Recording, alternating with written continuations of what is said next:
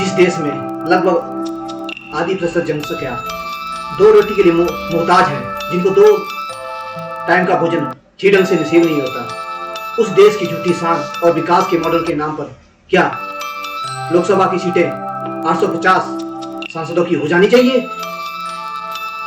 क्या लोकसभा के सांसद 545 काफी नहीं है? क्या इन सांसदों को बढ़ाकर इसका बोझ देश की जनता पर डालना चाहिए? मैं उन लोगों से पूछना चाह रहा हूं जो ये कह रहे हैं कि सांसदों की संख्या 545 से बढ़ाकर 850 कर दी जाए, तो क्या जो सांसद हैं अभी तक वो देश की जनसंख्या को या जनता को संभालने में नाकामयाब है, या फिर इस महंगाई के दौर में जहां सरकारी नौकरियां नहीं हैं और ओपीएस की जगह एमपीएस है और एमपीएस की जगह यूपीएस लाया जा रहा है, तो क्या हम और सांसदों के सुख के लिए जनता के ऊपर और कर्ज डाल दें? कर्मचारियों और शिक्षकों को जनवरी 2026 से महंगाई भत्ते की किस्त अभी तक नहीं मिली है।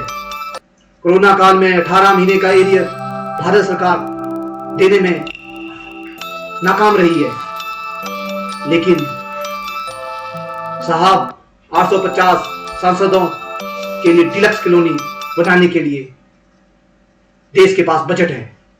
जरा सोचिए, विकास और परिसीमन के नाम पर जनता का शोषण करना उचित है और देश में पूंजीवाद की योजना को आगे बढ़ाया जाना भी उचित है।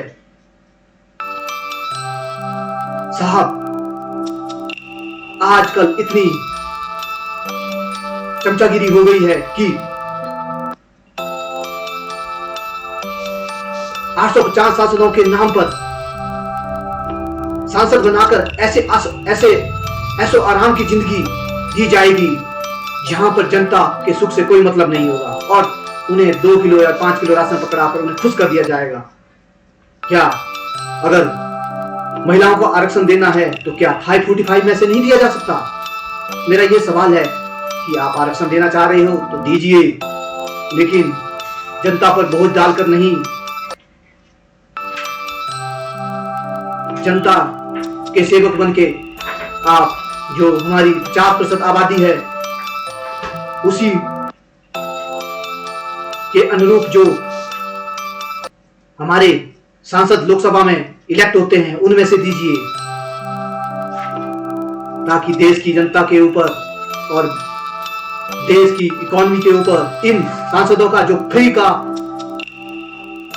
उनको सुविधाएं मिलती हैं उनका बोझ ना पड़े। एक तरफ कहते हैं कि हम फ्री बीज नहीं बांटेंगे, दूसरी तरफ हर पार्टी अपने लक्ष्य को साधने के लिए फ्री बीज का इस्तेमाल करती है, चाहे डायरेक्ट हो चाहे इनडायरेक्ट हो। तो मैं यही कहना चाह रहा हूं कि आप सोचिए, देश के बारे में सोचिए, ना कि अपने बारे में। अपने बारे में सोचेंगे तो देश पीछे रह जाएगा और अगर देश के बारे में सोचेंगे तो सब आगे बढ़ेंगे। जय हिंद, धन्यवाद।